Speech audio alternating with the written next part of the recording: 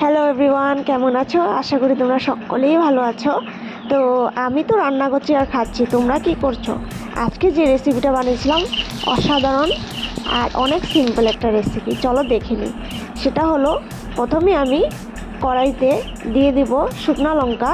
তোমরা রেসিপিটা পুরো দেখতে থাকো, একদম সিম্পল, তোমরা যে কেউ পারবে দেখলে।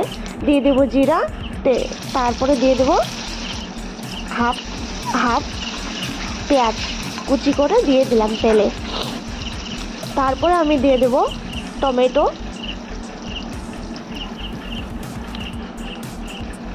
টমেটোটা দিয়ে ভালো করে নাড়িয়ে চাড়িয়ে নেব, ভাজা ভাজা করে নেব। টমেটো দিয়ে সব কিছু দিয়ে ভাজা ভাজা হয়ে যাওয়ার পরে আমি দিয়ে দেব, এই যে দেখতে পাচ্ছ এখানে আলু আর গাজর আছে। তো ভালো করে নাড়াচাড়া দিয়ে নেব আমি, ভালো করে নাড়াচাড়া দিয়ে এখন আমি দিয়ে দেবো হলুদ গুঁড়ো আর পরিমাণ মতো নুনটা দিয়ে দিলাম। নুনটা দিয়ে এবার আমি নাড়াচাড়া করে তারপরে আমি ঢেকে রেখে দেবো।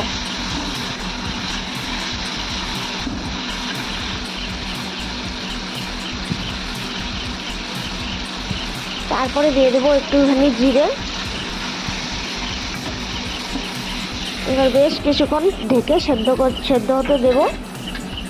তো ঢাকনা খুলে এই যে দেখতে পাচ্ছ একটুখানি ভাজা ভাজা হয়ে গেছে।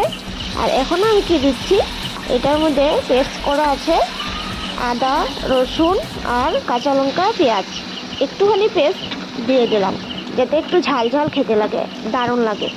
তারপরে আমি মাঝখানটা ফাঁকা করে নিয়ে একটা ডিম দিয়ে দেব। এমনি তো ভাজা করলে তো সিম্পল ভাজা হয়ে যায়, তাই না?